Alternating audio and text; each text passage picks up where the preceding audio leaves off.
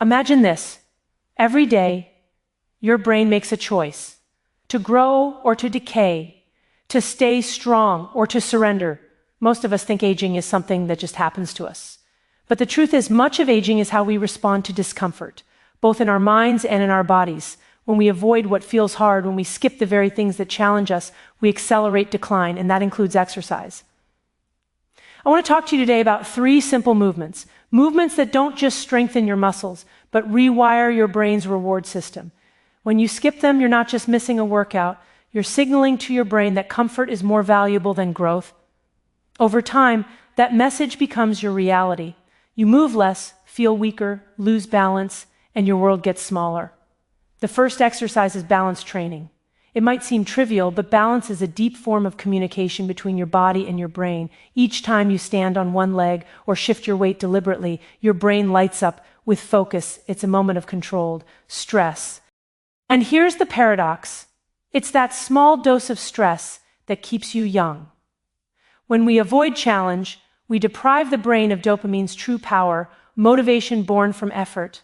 The second is strength training, not the kind that exhausts you, but the kind that awakens you. When you push, pull, or lift your own body weight, your muscles release molecules that directly enhance brain function. Scientists call them myokines. I call them nature's antidepressants. They lift mood, sharpen memory, and reignite vitality. Skipping this kind of exercise doesn't just weaken your body, it flattens your spirit. The third is flexibility, the art of yielding without breaking. Stretching teaches patience. It teaches surrender. It's where tension transforms into resilience. Every time you stretch, you're teaching your brain that discomfort is not danger, it's opportunity. That's the essence of balance, not just in the body, but in life. When we stop challenging ourselves physically, the brain interprets it as a signal that we're done adapting. And that's when aging truly accelerates. But the opposite is also true. When we invite discomfort in small, intentional doses, we activate the same neurochemical systems that give life meaning. Dopamine isn't just about pleasure. It's about pursuit, purpose, progress. So if you're over 60, or even if you're 30 or 80, don't skip these exercises. They're not just for your body. They are medicine for your brain. Movement is a dialogue with your biology, a message that says, I'm still here, I'm still learning, I'm still alive. Every time you choose effort over ease, every time you embrace discomfort instead of avoiding it, you are not just fighting aging. You're reclaiming control over your most powerful reward system. And that, my friends, is the true secret to staying strong, balanced, and young, inside and out. Avoiding discomfort is something our brains are wired to do. It's natural. When faced with a choice between challenge and ease, we instinctively reach for comfort. But comfort, especially when chosen repeatedly, comes with a hidden cost. Every time we avoid something that feels hard, we send a subtle signal to the brain. Avoidance is safety. Over time, this message becomes deeply ingrained, shaping how we respond not just to exercise, but to life itself. The paradox is that what feels safe in the moment, skipping the walk, sitting instead of stretching, resting instead of moving, actually accelerates the very thing we fear: decline, weakness, and aging. The brain is a prediction machine. It learns from our behaviors and adjusts future motivation accordingly. When we choose not to exercise because it feels uncomfortable, the brain learns that discomfort equals danger. Dopamine, the neurotransmitter of motivation and reward, becomes less responsive. The result is a slow erosion of drive. We start to crave rest more than effort, comfort more than challenge. Over weeks and months, this pattern doesn't just affect our bodies, it rewires the brain toward passivity. We lose the natural dopamine spikes that come from effort and achievement, and life itself begins to feel duller. Discomfort is not the enemy, it is the stimulus for growth. Our muscles, bones, and brains thrive on small, repeated doses of stress. When we lift something heavy, our muscles tear microscopically and then rebuild stronger. The same principle applies to our minds. When we do something that feels hard, we strengthen neural pathways for resilience, focus, and motivation. Avoiding discomfort, then, deprives both the body and the brain of their natural mechanisms for renewal.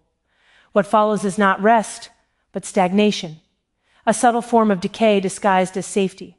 For people over 60, this pattern can be particularly dangerous, At that stage of life, every skipped movement, every day without physical challenge, sends the body and brain the message that adaptation is no longer needed. The brain responds by turning down the systems that maintain strength, coordination, and energy.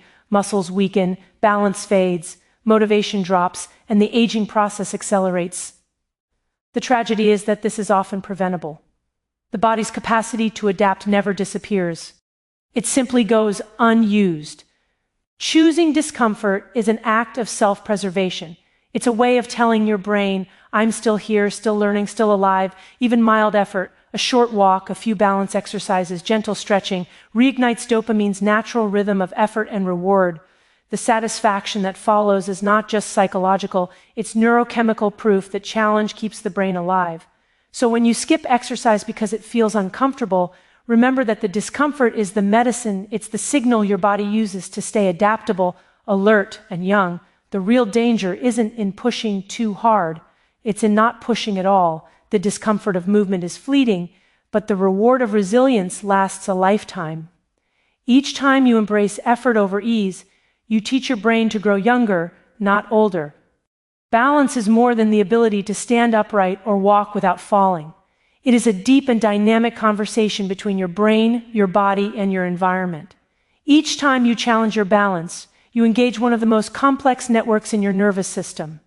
Your eyes, inner ear, muscles, and joints send rapid signals to your brain, which in turn makes thousands of micro-adjustments to keep you stable. This constant coordination is not just physical, it's cognitive exercise of the highest order. When you skip balance training, you're not only risking falls, you're missing an essential opportunity to stimulate and strengthen your brain. As we age, our sensory systems naturally begin to slow down. The inner ear becomes less sensitive, reflexes delay, and muscle fibers responsible for stability weaken. But here's the remarkable truth. The brain retains its ability to adapt through neuroplasticity, the capacity to form new connections and strengthen existing ones. Balance training activates this process directly. Every time you stand on one leg, shift your weight, or walk heel to toe, you are forcing your brain to learn, adjust, and grow. You're literally teaching it to stay young. What makes balance work so powerful from a neurological perspective is that it creates controlled stress. Your brain senses instability, a mild threat, and responds by heightening focus and attention. This small dose of alertness triggers dopamine, the neurotransmitter that fuels motivation and reward. It's the same chemical that drives us to seek pleasure, achieve goals, and feel alive. When you regularly practice balance exercises, you're not just training your muscles, you're keeping your brain's reward system sharp and responsive. You're building the mental agility that guards against cognitive decline. Most people underestimate how balance is woven into every part of life. Standing up from a chair, climbing stairs, turning quickly. These are all acts of balance. When we stop challenging this system, it starts to fade quietly. And when it fades, independence fades with it. The simple act of practicing balance each day, even for a few minutes, can delay or even reverse this process. It keeps the brain engaged with the body, reminding both that adaptability is still required. In many ways, balance training is a form of meditation in motion. It demands presence. You can't think about your phone, your to-do list, or yesterday's worries while standing on one leg. Your brain must be fully here now. This mindfulness strengthens both cognitive control and emotional stability. The stillness required to maintain balance mirrors the stillness needed for inner peace. And through this practice, you're not only building stability in your body, but in your mind. Skipping balance exercises may feel inconsequential, but over time, the loss accumulates. The brain thrives on feedback, and without the challenge of balance, it loses a vital source of sensory information. Training your balance is a message to your nervous system. Stay alert, stay adaptive, stay alive. Each time you challenge your equilibrium, you strengthen your brain's connection to the world, a powerful antidote to aging. Strength training is often misunderstood as something reserved for athletes or bodybuilders, but in truth, it's one of the most powerful forms of medicine for both body and brain. Especially as we age, every time you lift, push, or pull against resistance, you are sending a profound signal to your biology. Adapt, grow, and stay alive. The muscles don't just respond by getting stronger. They communicate directly with your brain, releasing chemicals that influence mood, memory, and motivation. In this way, strength training becomes far more than a physical act. It becomes a neurological renewal. When you contract a muscle with effort, your body releases special molecules called myokines. These are sometimes called hope molecules because of what they do.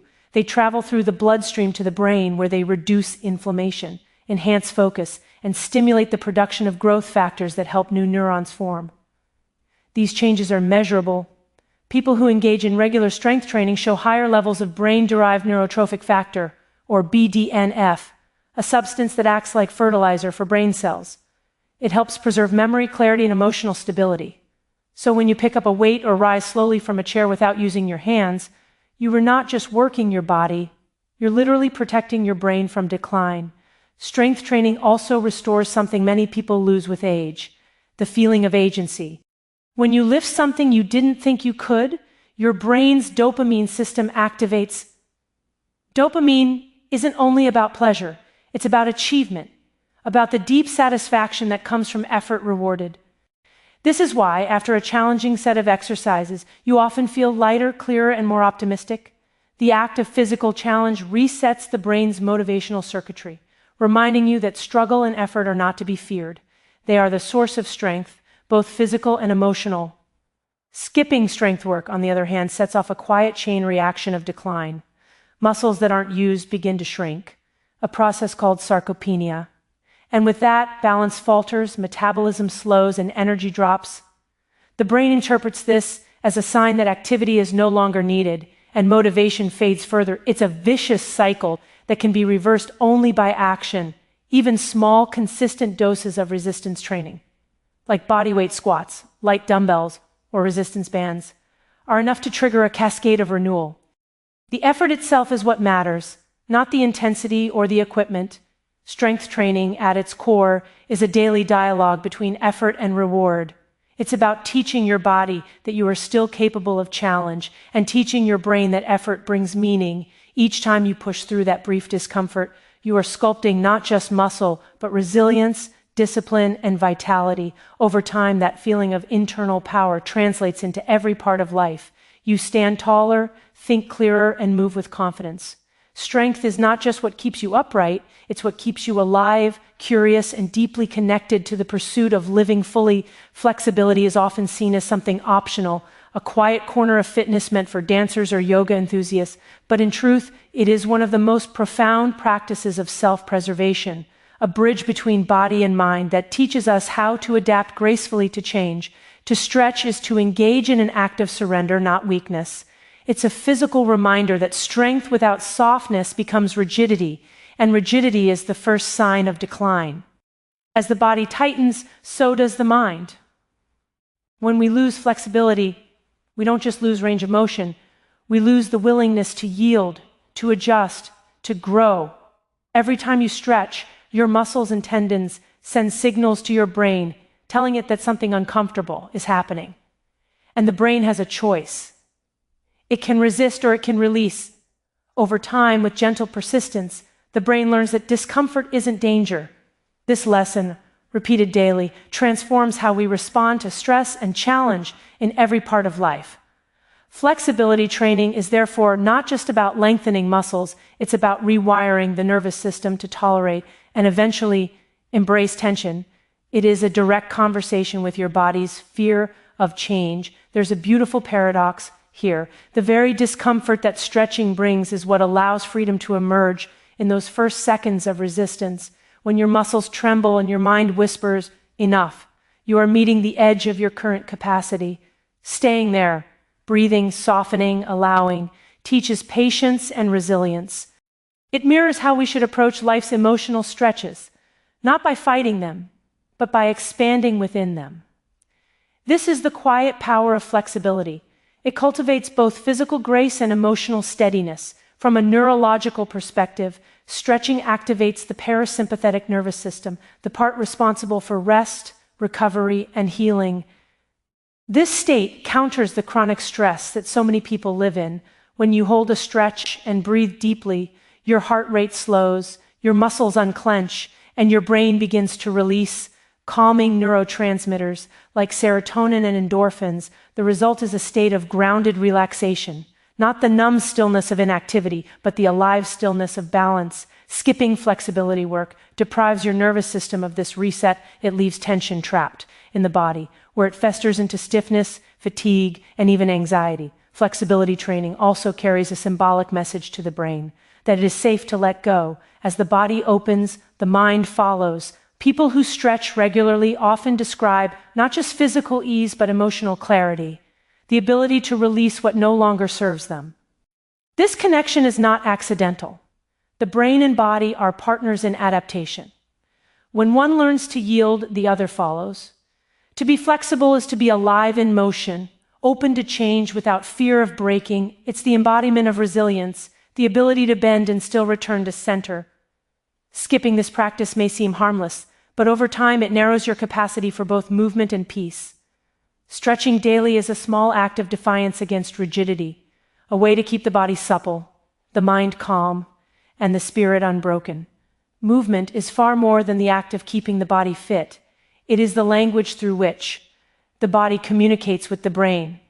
Each step, stretch, or breath in motion sends a cascade of electrical and chemical signals that remind the nervous system we are alive and still evolving. The brain thrives on this dialogue. It needs stimulation from the body to stay alert, adaptable, and emotionally balanced. When movement stops, this conversation falls silent, and in that silence, the body and mind begin to drift apart. That disconnection is one of the quietest, most dangerous forms of aging. Modern life encourages stillness. We sit to work, sit to eat, and sit to rest. It feels comfortable, but it starves the brain of one of its most essential fuels, movement-driven stimulation. Each time you move, your heart pumps more blood and oxygen to the brain, nourishing it with energy and clearing away waste. Exercise increases neuroplasticity, the brain's ability to form new connections. It's not just the body getting stronger, it's the brain rewiring itself to stay sharp, flexible, and emotionally resilient. The simple act of walking, stretching, or doing light exercises becomes a declaration to your brain: keep building, keep adapting. The connection between movement and mental health is now undeniable. Physical activity triggers the release of neurotransmitters like dopamine, serotonin, and endorphins, the natural chemistry of joy, focus, and calm. These chemicals restore balance in a world that constantly overstimulates and drains us. In the framework of Dr.AnnaLembke's work, movement acts as a natural dopamine regulator. It replaces the quick, artificial spikes of pleasure that come from passive habits, like scrolling or snacking, with deeper, more sustainable waves of satisfaction. The difference is that this dopamine is earned through effort, not handed out through convenience. That earned pleasure is what builds real well-being. Skipping movement sends the opposite message to the brain. That challenge and engagement are no longer needed. The systems that keep you strong, coordinated, and alert slowly begin to power down. Muscles weaken, balance fades, and mood declines. The brain interprets this as a signal of surrender, a sign that the world is shrinking. But it doesn't have to be that way. Even a few minutes of daily movement, a short walk, light resistance, gentle stretching, reignites the body's rhythm and the brain's optimism. Movement tells the brain, it's still capable, I still matter, and I'm still becoming. The beauty of movement is that it is available to everyone. It doesn't require perfection or performance, only participation. Every time you rise from stillness and engage your body, you strengthen not just your muscles, but your connection to life itself. You remind your brain that effort is the path to meaning and that vitality is a choice renewed daily. Movement is, at its core, medicine. Not in a bottle or a pill, but in the living, breathing act of motion.